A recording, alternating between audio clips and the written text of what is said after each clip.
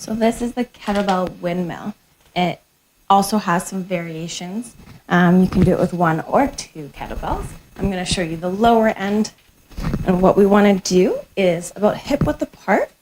A little wider in the stance might give you a better hip hinge. So we're kind of bending at the hips from a side.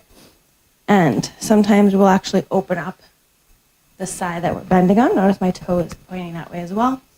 And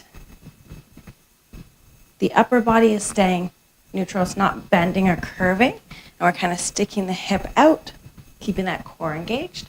And then exhale. So I'm kind of using the side muscles here to stay nice and stable through that movement. And then bending back up. So that's from the bottom part of the windmill. You'll also sometimes see from the top. And I'm going to go the opposite. So again, my toe is pointing out. Nice hip width, and I'm staying stacked. We're bending at the hips. And then up tall to that top position. So the top part can be a little more advanced. You want to make sure your mobility is good in this movement and that your core is already somewhat strong. Again, you want to start with a lighter weight.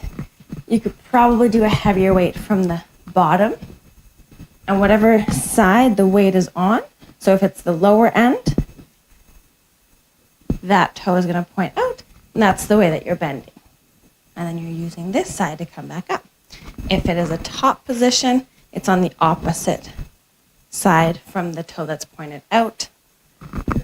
Or whatever way you're bending is the way that toe is pointed out.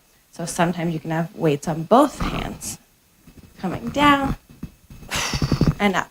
And you want to stay stacked on that top part of the windmill.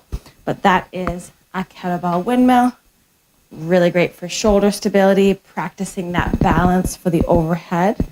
If you're doing Turkish get-ups or any kind of overhead shoulder stability you're trying to improve, this is a great exercise. And then, of course, the core is involved quite a bit in this as well. But that is your kettlebell windmill.